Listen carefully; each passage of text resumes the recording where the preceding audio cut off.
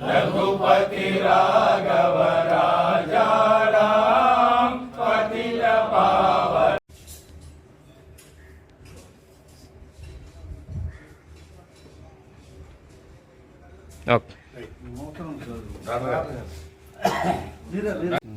అందరికీ నమస్కారం. ఈరోజు మన గాంధీ మందిరం స్వాతంత్ర సమరయోధులు సినిమాలో మన ఒక ఆయన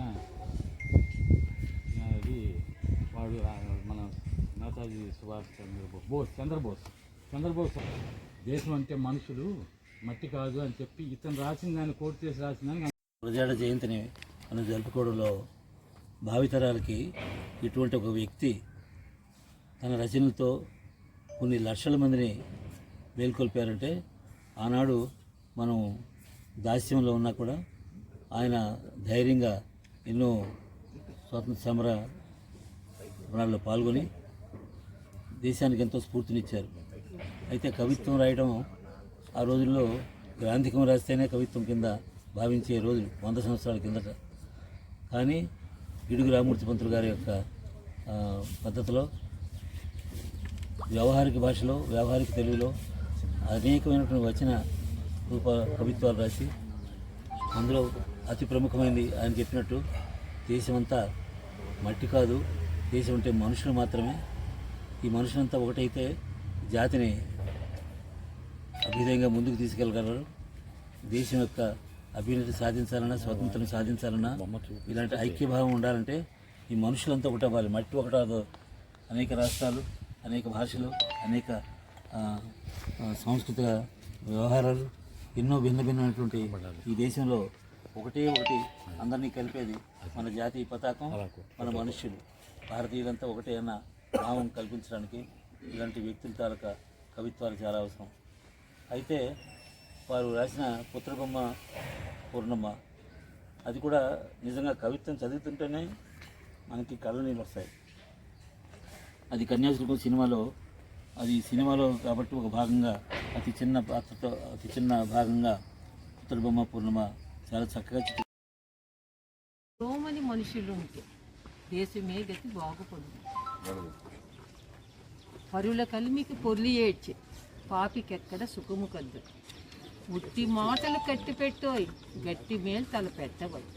పూని ఏదైనానొక మేలు కూర్చి జనులకు చూపబోయ్. అంటే ప్రాక్టికల్గా అనువర్తితం మొక్కలు మీరు వేస్తారు కాబట్టి పాడి పంటలు పొంగి పొరలే డాష్ దేశాభిమానము నాకు కొద్దని ఒట్టి గొప్పలు చెప్పుకోకు. వార్వలేని పిశాచి దేశం డాష్ డాష్ సొంత లాభము కొంత మానుకొని పొరుగు వాడికి సాయపడదు. చెట్ట పట్టాలు పట్టుకుని దేశస్థులంతా నడవబలదు. ఇది ఆ మహనీయుని మకుటాయమాన సందేశం. విజన్ అజరామరం, అమూల్యం, నిరుపమానం. ఐక్యరాజ్య సమితిలో పెట్టవలసిన ఎజెండా ఓనమాలు కూడా పాటించని మన దేశం. నిజంగా ఇది దౌర్భాగ్యం.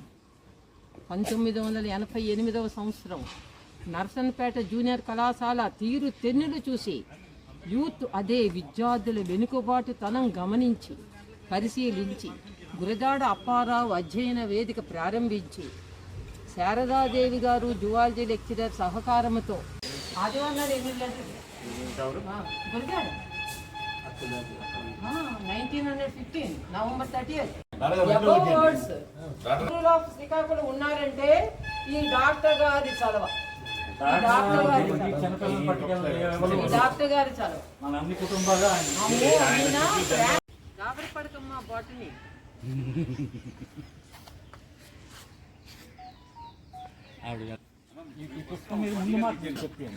ముందు మాట మీరు చెప్పండి. మీరందరూ I can be answerable by seeing this book. I don't need to get astonished. Video.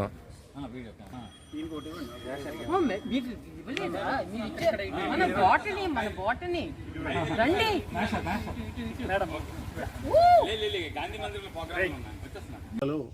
గురజాలలో పుట్టి వైజాగ్ వలస వచ్చి తర్వాత చీపురుపల్లిలో విద్యాభ్యాసం గావించి చివరిగా విజయనగరం మహారాజా ఆస్థానంలో కవిగా సలహాదారుడిగా అనేక హోదాల్లో పనిచేసి విజయనగరంలో స్థిరపడిన మహోన్నతమైన వ్యక్తి.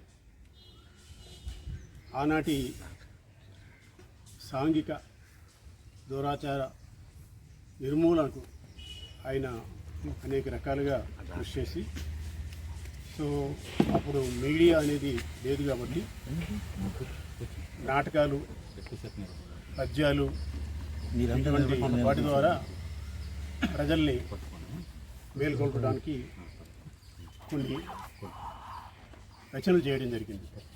అందులో ఇప్పటికీ మనం వింటున్న కన్యాశుల్కం సుమారుగా 100 ప్రదర్శనలు అది చోటు చేసుకోవడం జరిగింది.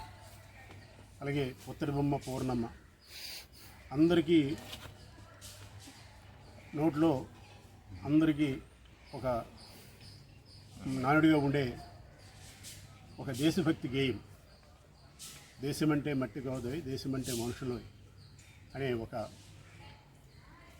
ఒక ఒక వచన గేయాన్ని రచించి ప్రజల్ని మేల్కొల్పడం జరిగింది.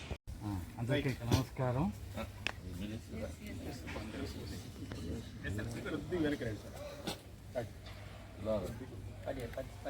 అలా భట్లు గారు కొంచెం ముందుకు రండి.